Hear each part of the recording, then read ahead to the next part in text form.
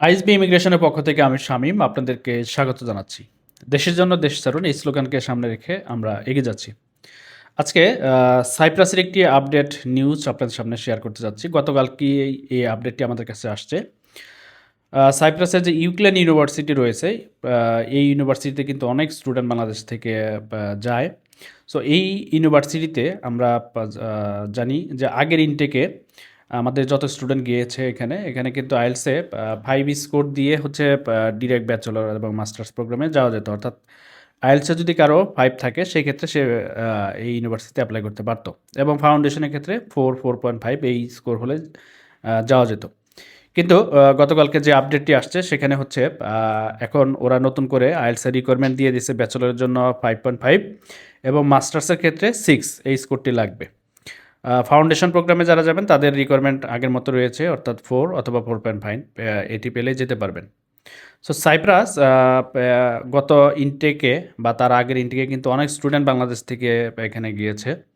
এটি একটি ভালো ডেস্টিনেশন ভিসা পাওয়ার ক্ষেত্রে। অ্যাটলিস্ট আমি বলবো যে ইউরোপের অন্য দেশগুলোতে যেখানে ভিসা রেশিও চতুর্দিকেই সংকট, ভিসা দিচ্ছে না, সেই জায়গায় যদি আপনি চিন্তা করেন যে ভিসার দিক থেকে সেইখান থেকে সেই জায়গাটির দিক থেকে কিন্তু সাইপ্রাস খুব ভালো অপশন ছিল স্টুডেন্টদের কাছে। কারণ এখানে ভিসা রেশিও অলমোস্ট 100%, আমি এটি বলতে পারি 100% আমাদের ক্ষেত্রে। বাকিদের অবস্থা আমি জানি না। আমরা এখানে 25টি ফাইল গত বছর সাবমিট করেছিলাম। আলহামদুলিল্লাহ আমাদের 25টি ভিসা হয়েছিল। সো আমাদের ইনটেক আমি বলব যে আমাদের সাকসেস 100%। নেক্সট যে ইনটেক আসতেছে সেখানেও ভিসা রেশিও হোপফুলি ভালো থাকবে। আপনারা যারা ফাউন্ডেশন প্রোগ্রামে অ্যাপ্লিকেশন করবেন তাদের এখনই উচিত অ্যাপ্লাই করে দেওয়া। আগামী সপ্তাহ থেকে ইনশাল্লাহ অফার লেটার দেওয়া শুরু হবে ইউক্লেন ইউনিভার্সিটিতে, এবং এখানে আপনি 4.5 এই স্কোরটি থাকলে কিন্তু অ্যাপ্লিকেশন করতে পারবেন।